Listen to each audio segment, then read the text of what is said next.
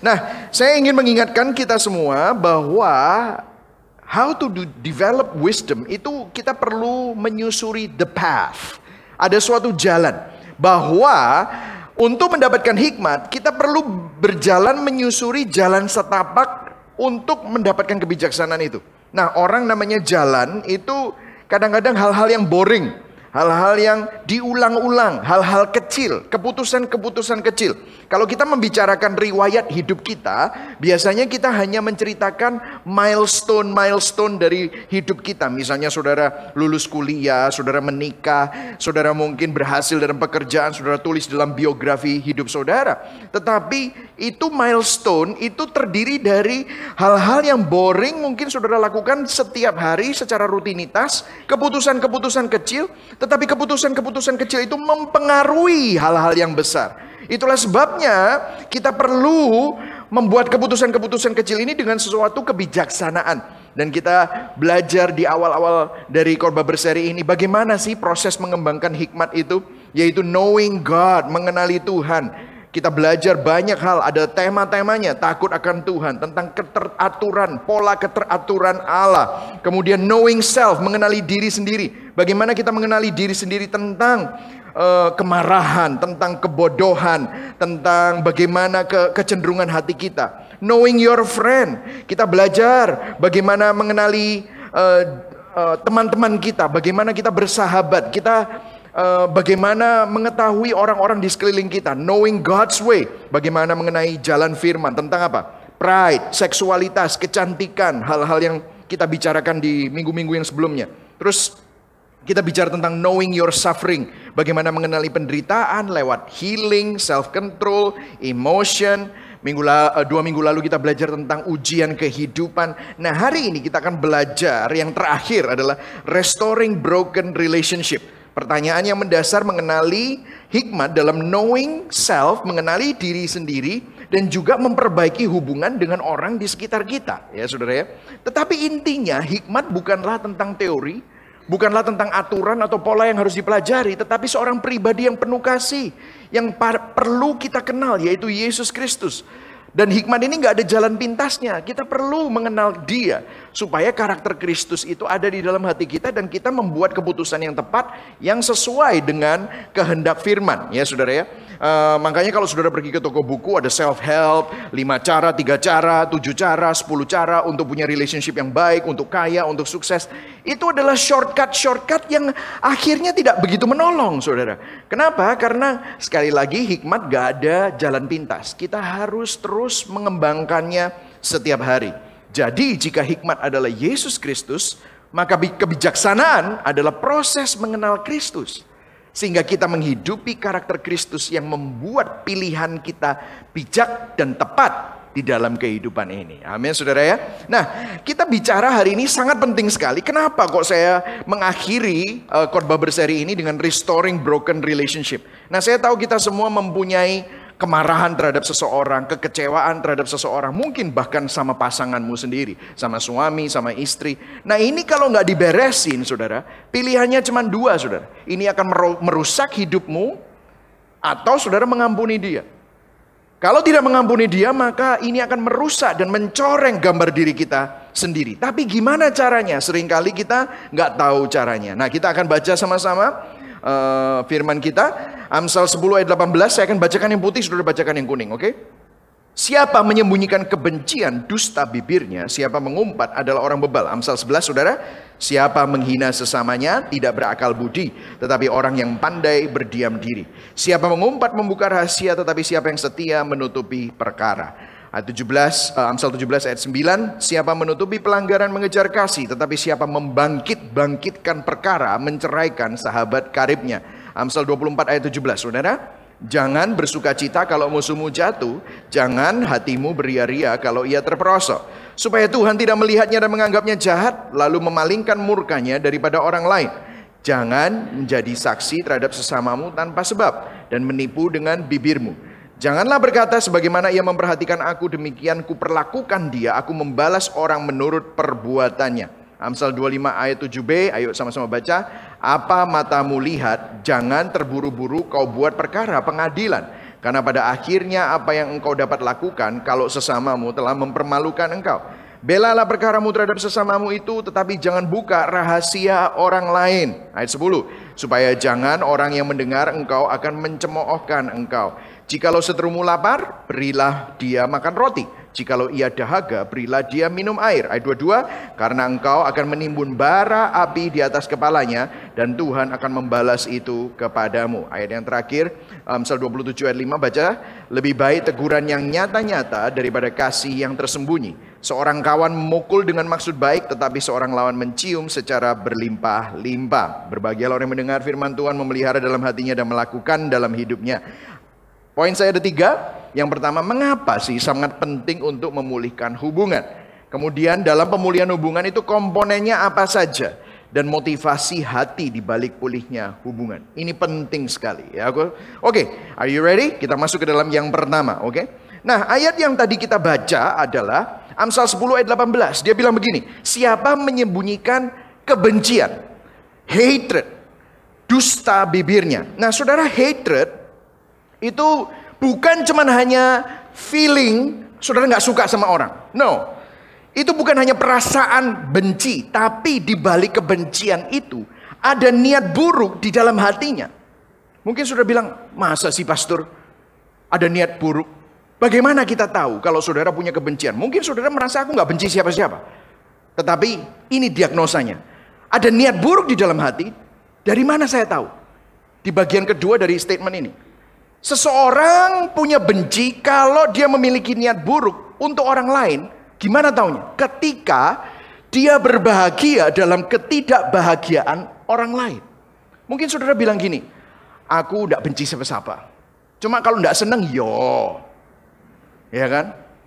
Aku memang ada nggak senang sama orang. Taunya dari mana kalau tidak senang itu sebenarnya benci? Kalau gini saudara, kalau saudara lihat orang, terus orang yang saudara nggak senang itu tiba-tiba, misalnya ini bukan saya dan bukan orang-orang, ini hanya hipotesis, oke? Misalnya dia ditabrak, naik sepeda motor ditabrak, kon kapok rasa non. Kalau saudara ada seperti itu, sebenarnya saudara itu ada kebencian terhadap orang itu. Taunya dari mana? Firman Tuhan bilang gini, Amsal 24 ayat 17 tadi kita baca. Ayo baca sama-sama, 1, 2, 3. Jangan bersukacita kalau musuhmu jatuh, jangan hatimu beria-ria kalau dia terperosok. Jadi ini buktinya kalau kita melihat seseorang yang kita tidak sukai, waktu mereka berbuat salah, atau mereka kena konsekuensi, atau mungkin kena sial, terus kita di dalam hati, mungkin saudara terlalu kasar lah ya, seperti tadi saya kapokmu gitu, enggak. Tapi saudara senyum, kualat kowe gitu saudara ya. Kalau saudara seperti itu, sebenarnya saudara itu sedang memelihara benci. Dan ini bahaya saudara. Mungkin saudara bilang, masa bahaya? Kalau bahaya, saya banyak kok kayak gitu di dalam hati saya. Gitu. Masa pastor? Itu kok rasanya agak mengada-ada, terlalu jauh. Coba kita lihat, ada hal yang mirip yang pernah Yesus katakan di perjanjian baru. Dan dia sebenarnya mengutip prinsip di Matius 5 ini. Dia berkata begini, waktu dia bilang, mengatakan hal ini kepada orang Farisi dan ahli-ahli Taurat yang saat itu sedang membenci Yesus. Kamu telah mendengar yang difirmankan kepada nenek moyang kita. Jangan membunuh, siapa yang membunuh harus dihukum. Kemudian ayat 22, tetapi aku berkata kepadamu, setiap orang yang marah terhadap saudaranya harus dihukum. Siapa yang berkata kepada saudaranya kafir harus dihadapkan ke mahkamah agama. Dan siapa yang berkata jahil, jahil. Saya sering ngomong gitu sama anak saya, jahil. Bukan, ini raka, you are nothing. Harus diserahkan ke dalam neraka yang menyala-nyala. Maksudnya begini saudara, pernah gak saudara bilang, aku ini gak benci, cuma gini loh, gak tak anggap orang itu. Pernah ya ketemu sama orang gitu? Mungkin saudara juga gitu ya. Apa cuma saya saja? Ya, gak tanggap orang. Nek ketemu ya, nek disopo ya. Ya. Tapi pokoknya aku gak mau ada hubungan apa-apa. Lah ini dibilang ini katanya, kamu ini harus diserahkan ke dalam neraka yang menyala-nyala. Waduh, pastor, ini kayak gini ya, kita semua masuk neraka pastor, betul ya? Bukankah hal ini hal yang biasa kalau di dalam hati marah sama orang, mungkin orang itu menyakiti lo, itu manusiawi lo pastor. Aku ini lo sakit pastor, lawan dia ini lo kurang ajar, dia itu nggak tahu diri, dia mengkhianati. Ini bukan benci lah, masa disamakan dengan membunuh. Begini saudara, benci, kemarahan terhadap seorang ini kalau tidak dibereskan, awalnya ini bagaikan benih. Karena kita sebenarnya nggak mau mengakui bahwa itu ada di dalam hati kita. Kita cenderung menyembunyikan kebencian, hatred, niat buruk. Nggak ngomong lah. Masa ngomong kayak gitu? Ya mungkin ngomong sama teman dekat. Kon kapok rasakno, sial kowe yo. Kualat wis memang wayai gitu. Tapi kebencian itu seperti benih yang berpotensi tumbuh jadi hutan, saudara. Bahkan kita sering menyembunyikannya dari diri kita sendiri. Dan kalau nggak dibereskan dan kita nggak dealing with this, maka akan berlanjut. Saudara lihat lanjutnya seperti apa? Habis marah, habis benci, firman Tuhan bilang gini, habis disembunyikan bencinya, diam-diam. Tapi habis itu apa?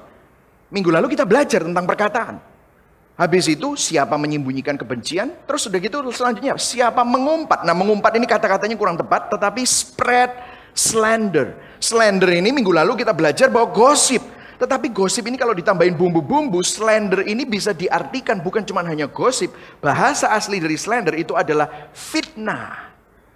Jadi begini saudara, ternyata fitnah ini adalah setiap komunikasi yang dirancang untuk merendahkan orang di mata pendengarnya. Nah saya kasih contoh. Saudara mungkin gak senang sama orang. Terus habis itu saudara mulai mandaro yo, bangkrut kue gitu misalnya itu. Atau kalau enggak misalnya ibu-ibu gitu, iya saiki sik ayu, engko nek wis molor kabeh rapakno, rosokno gitu Saudara ya.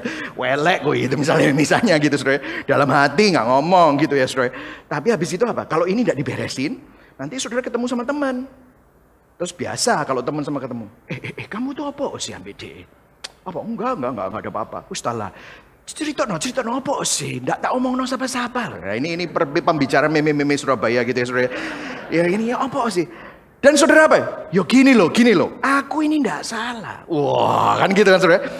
Aku ini loh nggak lapo-lapo. Terus deh. Nah saudara apa yang terjadi? Saudara mulai cerita kepada orang. Terus habis itu saudara kan bilang gini. Oh sudah usah ngomong-ngomong ya. Kita hanya between us. Tapi itu terjadi akhirnya jadi gosip. Dan kalau gosip ini ditambahin bumbu-bumbu. Akhirnya jadi fitnah. Kok bisa ya? Bahkan asumsi-asumsi, nggak cuma hanya ceritanya, memang orangnya itu gitu. Wah, gitu kan. Orangnya itu memang ditambahin apa, belum tentu loh orangnya kayak gitu. Bisa saja dia kepepet, dia bisa ada ceritanya, tetapi karena kita tidak tahu gambar ceritanya seluruhnya, kita menambahkan asumsi-asumsi kita sehingga akhirnya dari gosip bisa jadi fitnah, saudara. Padahal Amsal 24 lanjutan dari Amsal tadi berkata, jangan menjadi saksi terhadap sesamamu tanpa sebab dan menipu dengan bibirmu. Janganlah berkata sebagaimana ia memperlakukan aku, demikian kuperlakukan dia. Aku membalas orang menurut perbuatannya.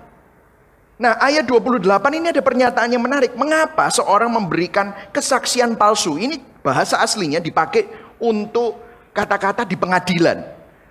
Kok bisa ya orang ini mau memberikan kesaksian palsu? Bersumpah untuk sesuatu yang belum tentu benar. Apa yang membuat orang ini kok bisa berani? Nah ayat 29-nya itu adalah jawabannya.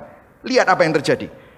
Sebagaimana ia memperlakukan aku, demikian kuperlakukan dia. Aku membalas orang itu menurut perbuatannya. Jadi dia dendam. Dia membalas. Nah lihat apa yang terjadi.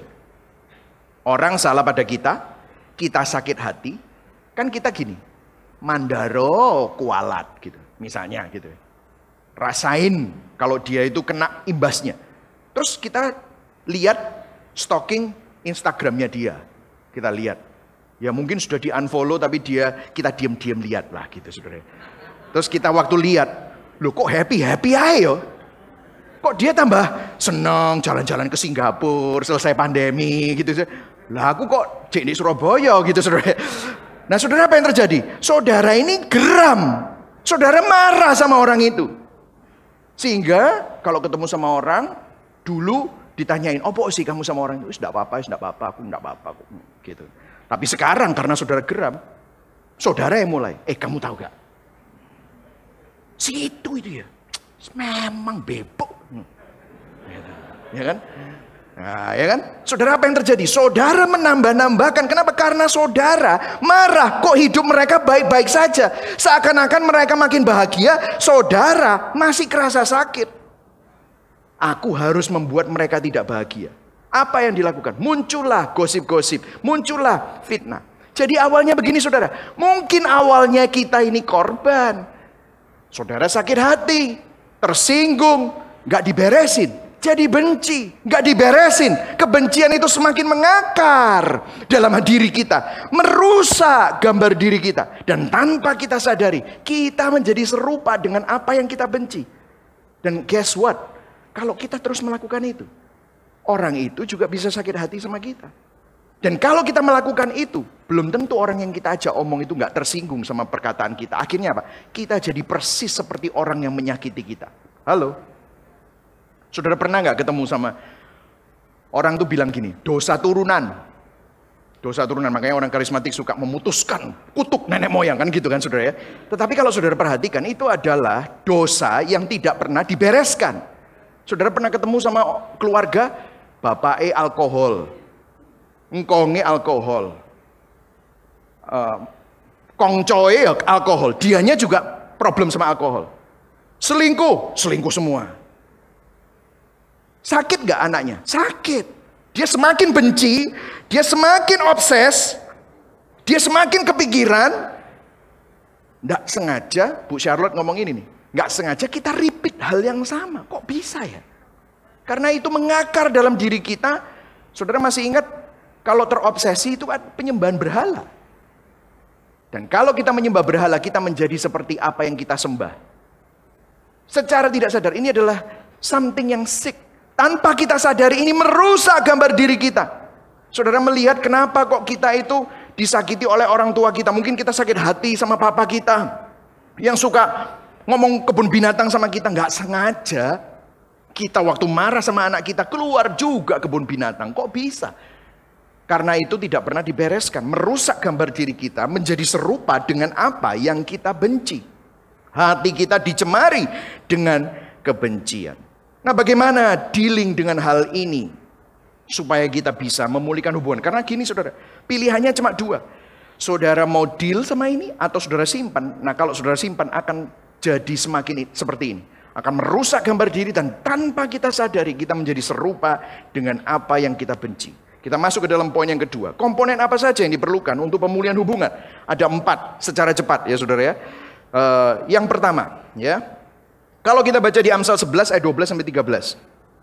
Kita baca yang kuning. 1, 2, 3. Siapa menghina sesamanya tidak berakal budi, tetapi orang yang pandai berdiam diri.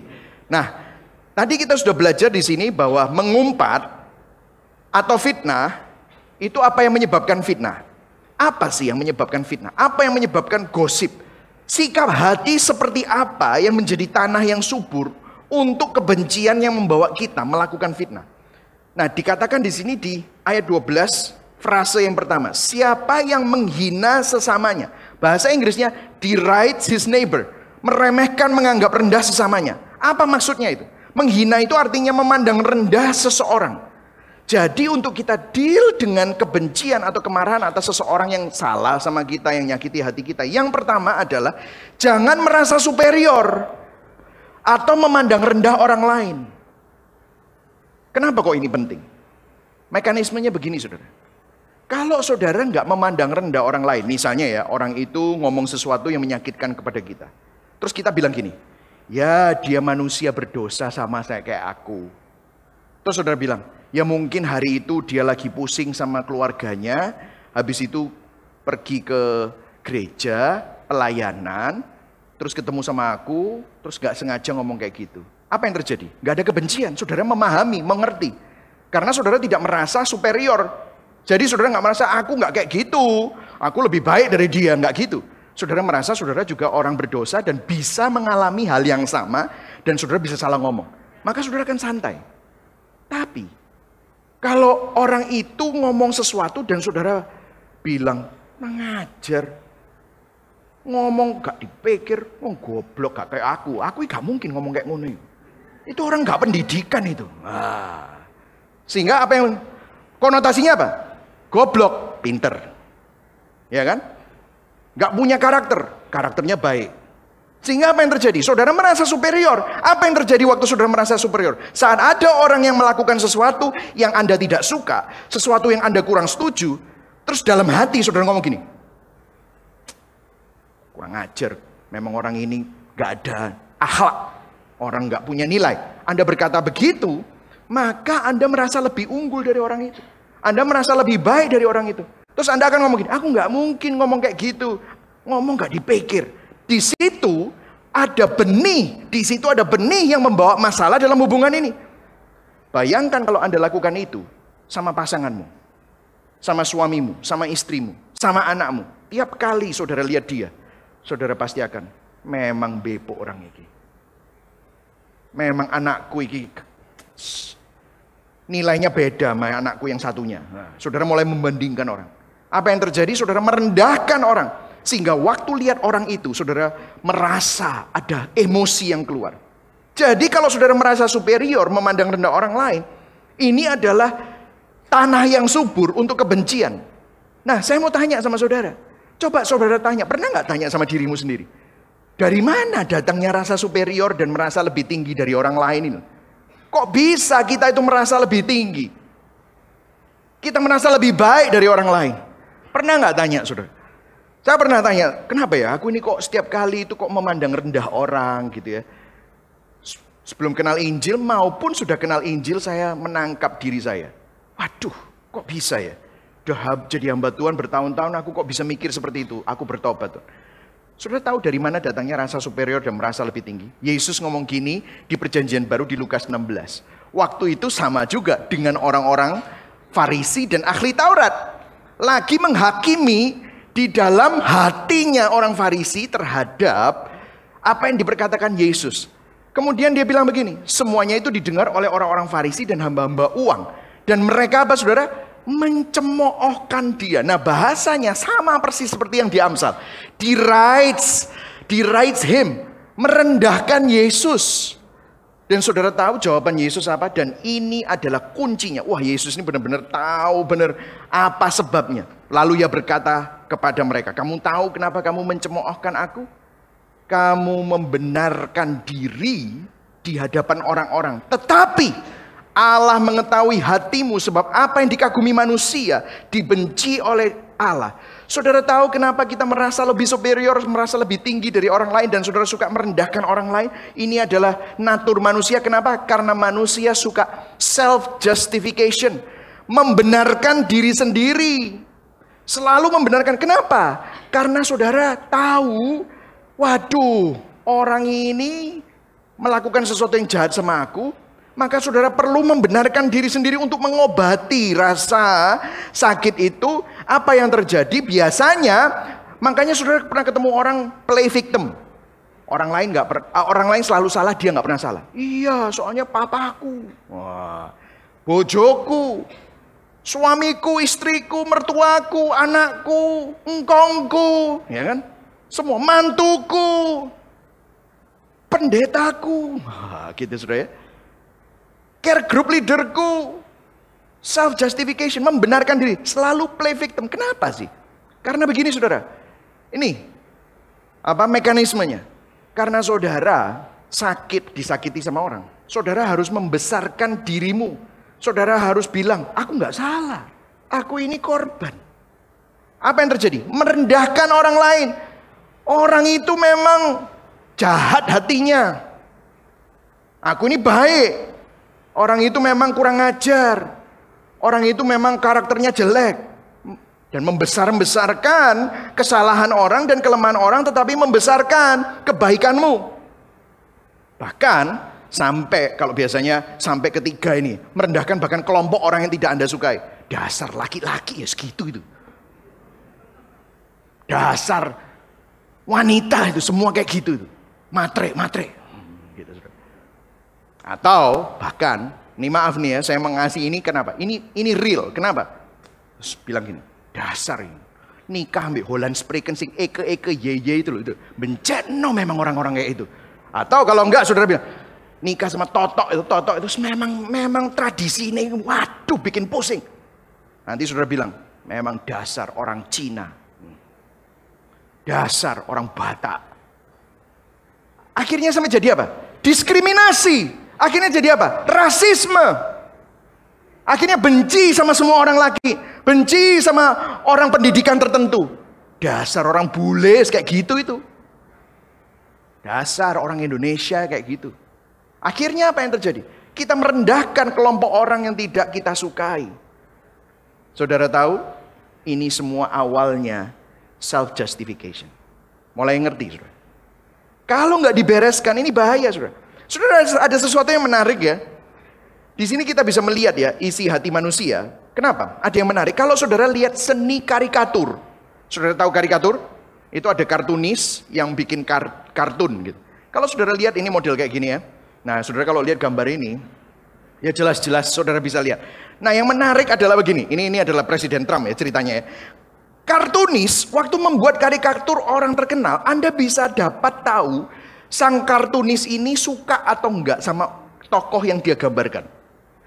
Kalau dia suka, dia akan bikin kartun atau karikatur orang tersebut tegap, gede, gempal, kelihatan menawan. Tetapi kalau dia nggak suka sama tokoh yang digambarkan, apa yang dia lakukan? Dia bikin orang tokohnya itu ugly, terus tubuhnya nggak proporsional, bentuknya aneh. Nah, udah jelas-jelas ini nggak suka sama Trump, ya gitu, saudara. Dengan kata lain, si kartunis akan mengubah si tokoh menjadi jelek, menjadi aneh, dan yang aneh itu dibesar-besarkan. Saudara lihat, ternyata ilmu seni karikatur aja menunjukkan natur manusia. Kenapa kok bisa seperti itu? Saat kita tidak suka seseorang, kita selalu berpikir yang terburuk mengenai orang tersebut. Dan kita merendahkan orang tersebut dan selalu membicarakan kejelekan mereka, selalu membicarakan kelemahan dan kesalahan mereka. Kenapa ya? Di sini kita bisa melihat isi hati manusia. Sebenarnya karena di lubuk hati yang paling dalam kita tahu kita ini juga nggak baik, kita ini juga nggak benar, kita ini nggak berharga dan berdosa. Tetapi kita harus mengobati rasa itu sehingga waktu kita disakiti orang, kita harus membesarkan kebaikan kita dan merendahkan orang itu supaya kita membenarkan diri sendiri. Supaya aku ini lumayan, gak kayak dia. Aku ini orang baik, gak kayak dia. Aku ini orang yang bernilai, gak seperti dia. Aku ini berharga. Kenapa? Karena dari dalam hati kita sebenarnya kita tahu. Self-justification itu untuk menutupi sesuatu. Pembenaran diri bahwa kita sebenarnya orang berdosa. Mulai lihat, saudara. Berikutnya, yang kedua, jadi bukan cuma hanya superior dan memandang rendah orang, jangan melakukan itu. Tetapi yang kedua dikatakan, Amsal 17 ayat 9, siapa menutupi pelanggaran mengejar kasih, tetapi siapa membangkitkan perkara. Katakan sama-sama, bangkitkan perkara. Bangkitkan perkara. Repeat an offense. Ini adalah poin yang kedua. Gini, saudara. Jangan membangkitkan perkara. Apa maksudnya? Amsal 24 ayat 29 begini. Jangan berkata sebagaimana ia memperlakukan aku, demikian ku perlakukan dia. Aku akan membalas orang menurut perbuatannya. Nah, membangkitkan perkara ini ceritanya gini. Misalnya ya, ini hipotesis ya, tidak terjadi. Tapi ya mungkin pernah terjadi ya sama saya ya. Tapi mungkin sama saudara pun juga, coba saudara evaluasi. Mungkin saudara ada nggak enakan sama orang gara-gara orang ngomong sesuatu sama saudara. Pertamanya nggak apa-apa. Terus habis itu saudara pulang, sore-sore saudara ngopi di rumah. Sendirian. Saudara nyeruput kopi. Dasar iblis biasanya selalu kasih pikiran. Ingat tadi, orang itu ngomong apa? Coba pikirin ulang, kurang ajar loh orang itu. Terus saudara nyeruput kopi, saya tak iling-iling sih ngomong apa sih. Terus saudara, kurang ajar ya. Padahal aku gak apa-apa kok dia ngomong kayak gitu ya. Saudara nyeruput kopi lagi. Saudara, saya tak iling-iling muka ide waktu ngomong itu ya apa ya. Muka itu meringis. Memang kepingin garai. Saudara taruh. Ngajar ya. Padahal tadi saudara santai loh. Tapi saudara bisa tiba-tiba mulai panas, kupingnya merah saudara. Saudara taruh kopi saudara, kafein masuk. Saudara mulai, kurang ajar ya. Itu pasti itu gara-gara. Tiba-tiba saudara ulang. Nah, puji Tuhan kalau misalnya saya ngomong sama istri saya gospel center. Saya bilang saya cerita sama dia, terus misalnya dia bilang, sudah kamu ndak usah kayak gitu, kamu tuh lo juga nggak kebaikan, kamu tuh kan ndak tahu apa yang ada di hatinya. Ya kan saudara nggak nemu orang yang bisa mengerti dan empati dan membangkitkan perkara. Saudara nggak nemu, ya sudah, ndak apa-apa, ya sudah mau ngomong apa, ya mangkel, saya mangkel. Besok saudara, di kantor saudara ketemu, tak ceritai ya, kemarin itu ya si itu tuh ngomong. Oh, memangnya orang itu kayak gini. Wah, yes, ketemu sama boloku. Apa yang terjadi? Dibangkitkan. Memang ya. Kamu pernah tak punya pengalaman? Tak omongi kamu ya. Gini ceritai. Wah, jas. Akhirnya apa yang terjadi? Dibangkitkan perkaranya. Saudara akhirnya jadi marah, jadi benci gara-gara saudara mengulangnya dengan dirimu sendiri. Habis itu saudara ngulang sama orang lain. Makanya ini penting ya, punya orang yang punya pengertian Injil untuk supaya nggak membangkitkan perkara. Ya ini loh sebabnya. Saudara ngulang sama diri sendiri marah. Padahal tadi nggak ada apa-apa. Tapi saudara ingat, saudara ulang-ulang. Pernah nggak saudara ingat apa yang dikatakan mertuamu, papamu. Saudara tiba-tiba jadi mulai beraba. Ini yang perempuan gitu. Ya kan kalau konseling gitu cerita-cerita tiba-tiba mengasihani diri sendiri, pastor, enggak tahu sakitnya pastor gitu saudara. Kenapa? Itu diulang-ulang terus di pikirannya, dibangkitkan. Cerita sama orang, akhirnya itu juga bikin marah. Sehingga fitnah dan pembalasan dendam mulainya itu dari mengulang dan membangkitkan perkara di pikiran kita sendiri. Habis itu diulang sama orang lain. Apa yang terjadi dengan orang yang bersangkutan, dengan diri sendiri, dengan orang lain, terus ketemu orangnya, diusut terus. Orang itu diusut, kamu itu apa sih kok ngomong kayak gitu? Sudah minta maaf loh orangnya, tapi tidak bisa, terus diusut terus. Sehingga nggak pernah selesai. Saudara bisa lihat ini? Membangkitkan perkara. Ampuni saudara. Jangan simpan kebencian. Kita ini perlu mengampuni. Alternatifnya cuma dua. Either saudara ampuni, saudara bereskan hati, atau saudara simpan kebencian ini. Nanti akan merusak saudara. Nah mungkin saudara bilang, waduh pastor gimana sih caranya mengampuni seseorang? Dengarkan saya, ini belum Injilnya. Jadi waktu saudara mendengar ini susah sekali untuk dilakukan. Yes, memang. Mengampuni itu menanggung akibat atau konsekuensi yang disebabkan oleh perbuatan orang lain. Misalnya ya ada orang yang menyakiti saya, ngomongin dan menjelekan. Saya pernah ngomong kayak ini. Saya punya dua pilihan. Yang pertama, saya balas dia, saya labrak dia, atau saya balas menjelekkan dia. Akhirnya apa? Saya melakukan kepada orang itu apa yang dia lakukan terhadap saya. Bahkan kalau dunia bilang pembalasan lebih kejam, kan begitu saudara ya? Itu bisa salah satu alternatif. Yang kedua, saya bisa ampuni dia dan saya diam. Saya tidak mengulang, saya tidak membangkitkan, saya tidak mikirkan terus-terusan, saya tidak mengulang dengan teman, dan saya juga tidak mengusut dia terus-terusan. Apa yang terjadi? Orang akan bilang, loh kok enak dia? Lah, apa yang terjadi dengan rasa sakitnya? Waktu saya ampuni orang itu, yang terjadi dengan rasa sakit saya, kerugian yang disebabkan oleh orang itu, rasa sakit dan pemfitnahannya atau penjelekannya, saya yang tanggung, saya yang serap, ya sudah. Tidak apa-apa. Hanya orang yang secure, aman identitasnya sama Tuhan yang bisa melakukan itu. Ya saya serap. Loh kok enak pastor? Well, itu yang firman Tuhan katakan. Ada step satu lagi yang akan membantu apa yang firman Tuhan katakan. Amsal 25 ayat 21 dikatakan begini. Baca sama-sama. 1, 2, 3. Jikalau seterumu lapar, ayo sama-sama baca. Berilah dia makan roti. Dan jikalau ia dahaga, berilah dia minum air. Karena engkau akan menimbun bara api di atas kepalanya, dan Tuhan akan membalas itu kepadamu. Jadi saudara, kalau saudara sudah dikhianati, dijahati, kecewa, dan tahu orang yang jahat sama saudara itu kayaknya hidupnya oke-oke aja. Kan sering kita bilang gini ya, udah, aku nggak apa-apa kok. Wah, kan biasanya bilang, nggak apa-apa. Tapi pokoknya gini, orang itu sama aku, pokoknya aku nggak cedek-cedek. Selama dia nggak ganggu aku nggak ganggu dia, ya sudah. Saudara tahu, itu nggak mengampuni. Itu nggak menyelesaikan apa yang ada di dalam hati. Kenapa saudara? Karena saudara masih ada. Saudara masih menghukum mereka dan saudara sedang menghukum diri saudara sendiri. Dan melihara benih kebencian itu di dalam hati saudara. Meskipun saudara nggak membalasnya. Karena firman Tuhan bilang apa? Kamu nggak bisa nggak ngapa-ngapain. Kamu justru harus mendoakan dia. Justru harus baik sama dia. Dan kalau dia jahat sama kamu, balaslah dengan kebaikan. Balas kejahatan dengan kebaikan. Wah, saudara. Ini adalah step yang sangat-sangat berbeda dengan banyak agama. Karena bahkan Taurat pun bilang, mata ganti mata, gigi ganti gigi. Tapi ini balas kejahatan dengan kebaikan. Lucu, saudara. Saudara dengarkan saya.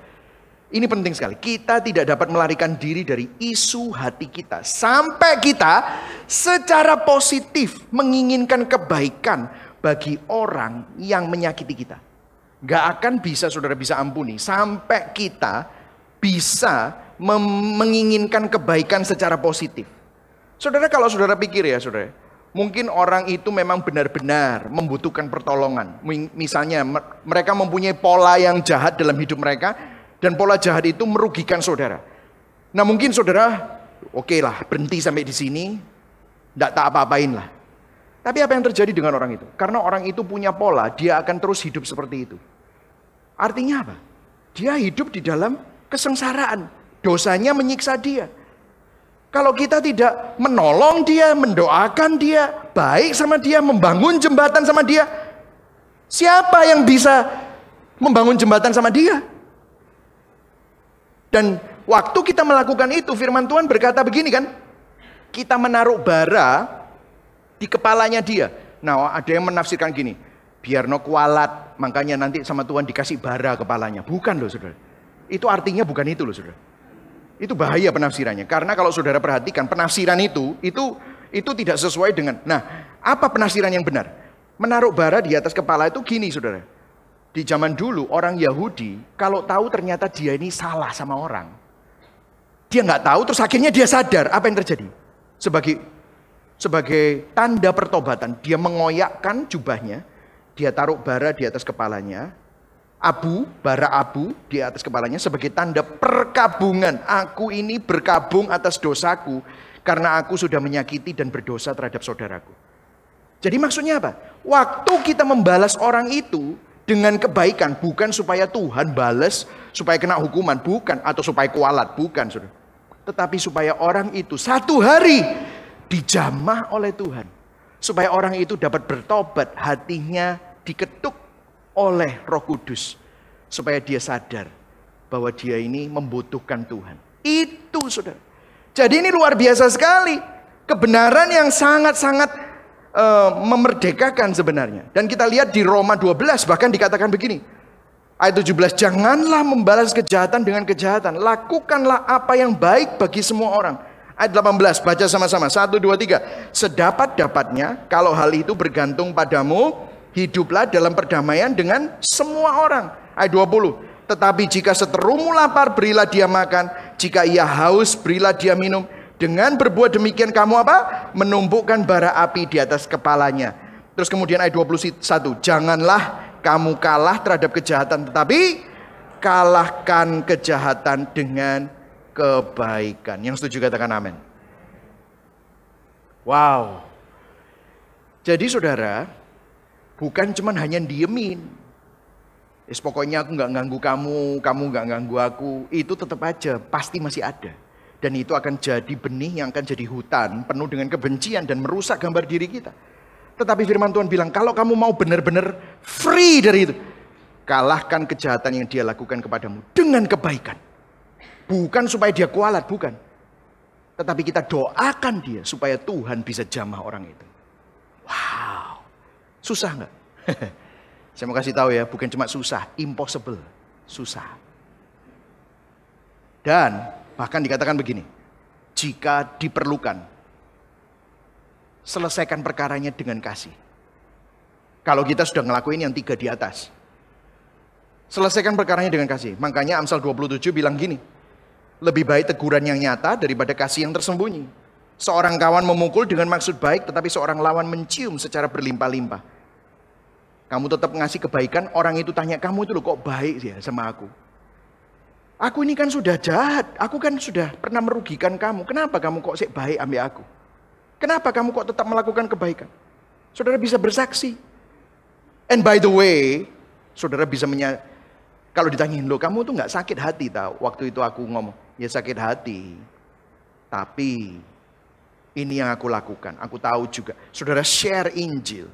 Apa yang terjadi? Orang itu akan melihat ada unsur Tuhan di tengah-tengah hubungan saudara sama semua orang.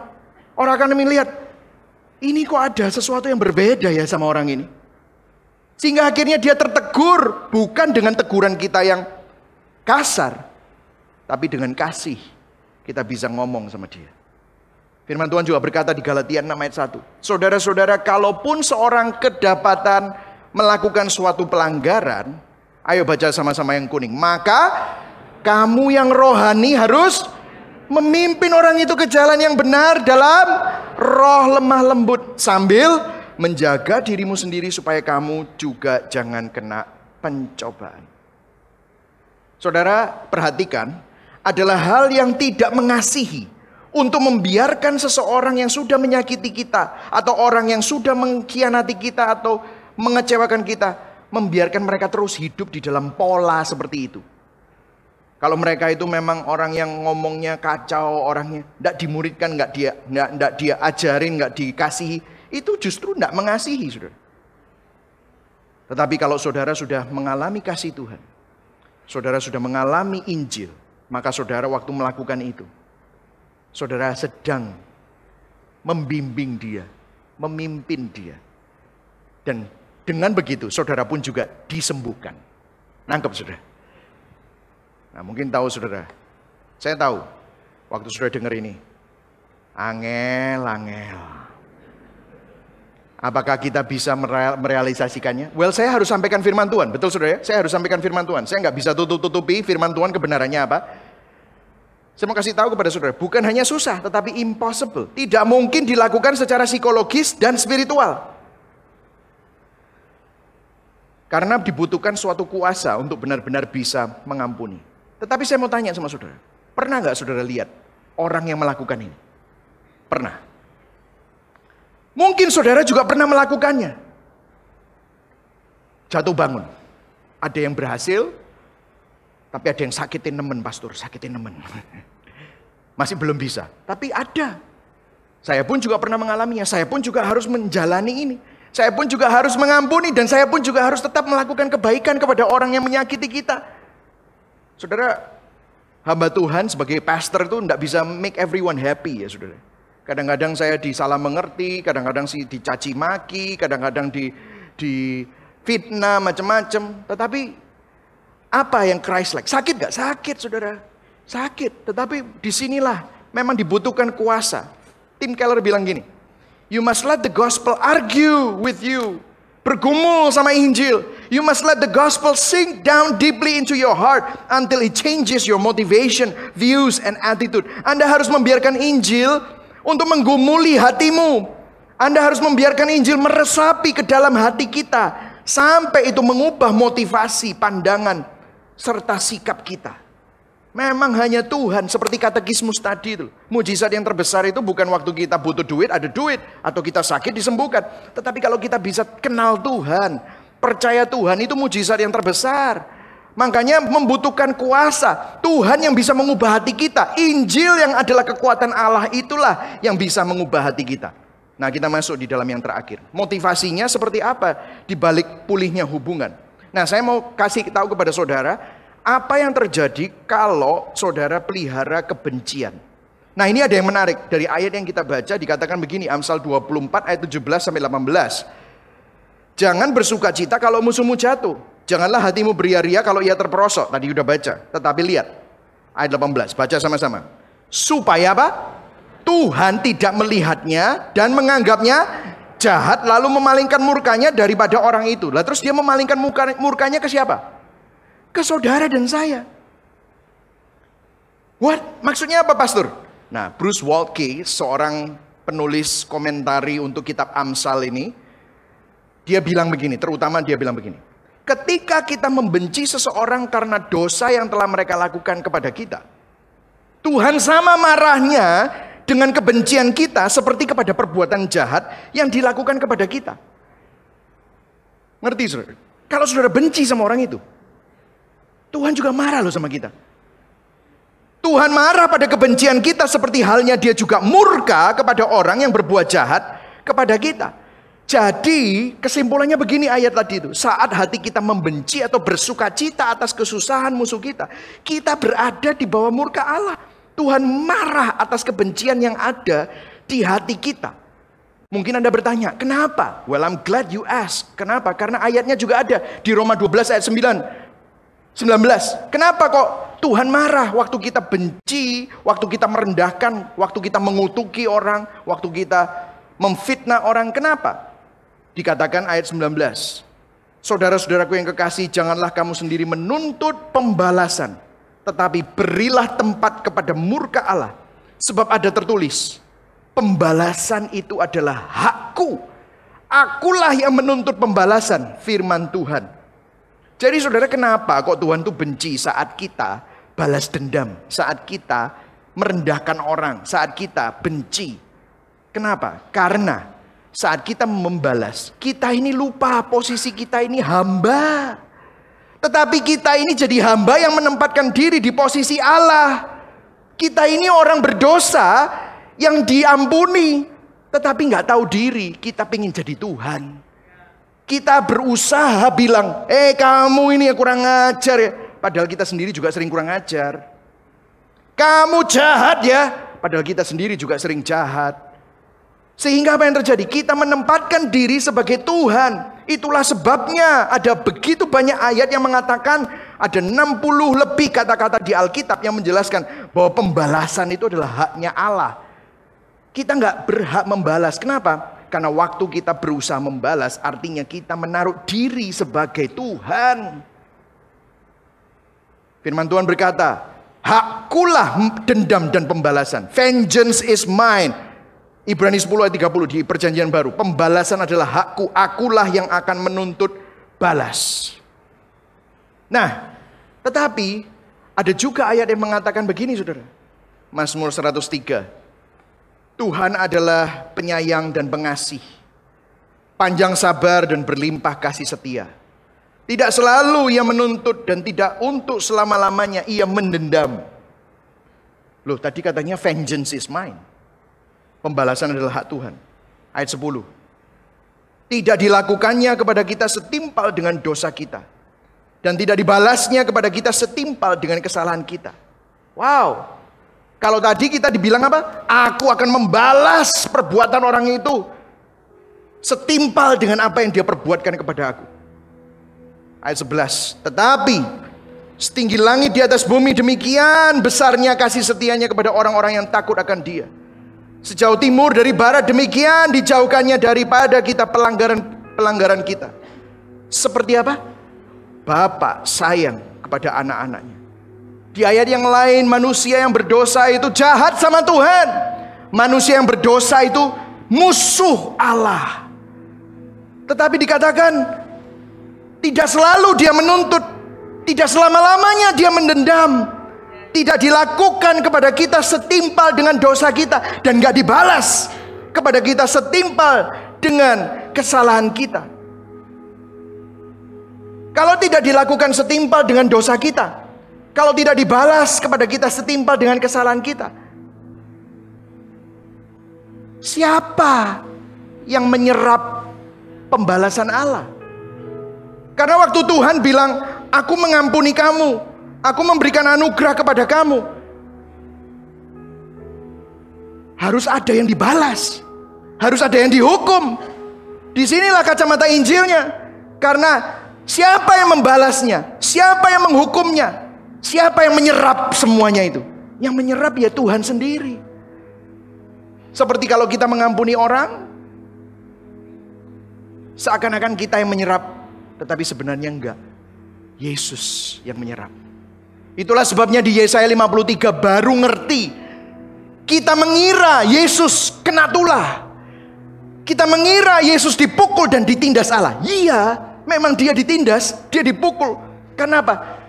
Dia yang menderita dan menanggung pembalasan Allah terhadap dosa saudara dan dosa saya. Ayat 5, dia tertikam oleh karena pemberontakan kita. Dia diremukkan oleh karena kejahatan kita. Ganjaran yang mendatangkan keselamatan bagi kita ditimpakan kepada dia. Oleh bilur-bilurnya kita sembuh. Kita sekalian sesat seperti domba, masing-masing kita mengambil jalannya sendiri. Tetapi Tuhan telah menimpakan kepadanya apa, saudara? Kejahatan kita sekalian. Saudara dengarkan. Satu-satunya cara kita yang semestinya hamba, kita ini hamba, kita ini musuh Allah tetapi dijadikan anak-anaknya.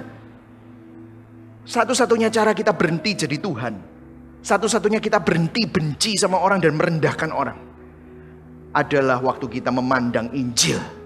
Satu-satunya cara kita yang jahat, yang bobrok hatinya untuk berhenti marah dan jadi seperti Tuhan atau berlaku seperti Tuhan, ingin menghukum sesama kita, adalah memandang kepada Kristus saja. Kenapa? Karena Kristus adalah Sang Raja, tapi dia mau jadi hamba. Kristus adalah yang paling superior, tapi malah mau jadi hina. Kristus adalah yang paling tinggi, malah dia rela untuk jadi yang paling rendah. Kristus yang semestinya berhak murka sama kita, malah dia menjalani hukuman murka. Itulah yang Kristus lakukan. Itulah Injil.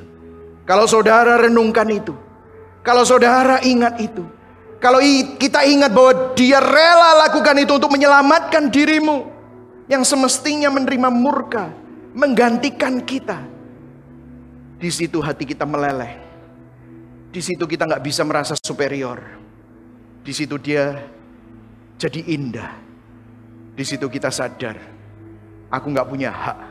Satu-satunya cara kita berhenti self justification, membenarkan diri, saat kita sadar bahwa kita orang berdosa, tetapi melihat Sang kebenaran menjadi dosa. Dia yang tidak mengenal dosa menjadi dosa, supaya kita yang berdosa menjadi kebenaran Allah di dalam Kristus. Baru Tuhan, ampuni aku. Tuhan, aku lupa siapa aku.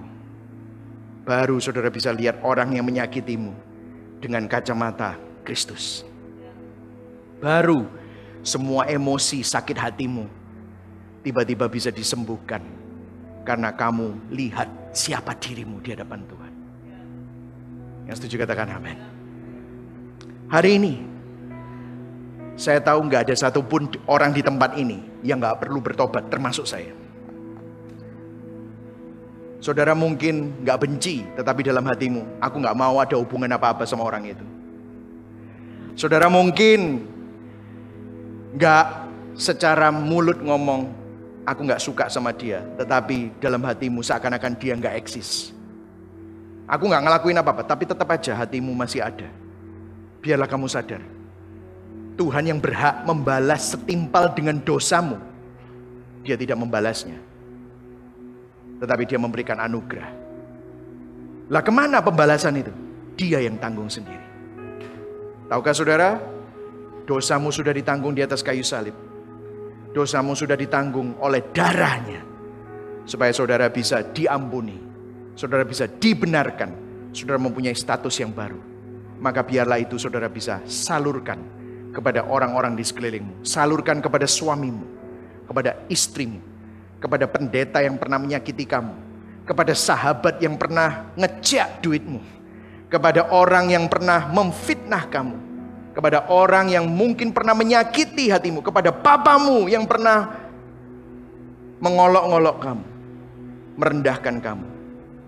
Karena Kristus pun Sang Raja pernah diolok-olok, rela diolok-olok, rela difitnah, supaya kamu yang memfitnah dia dapat menerima pengampunan.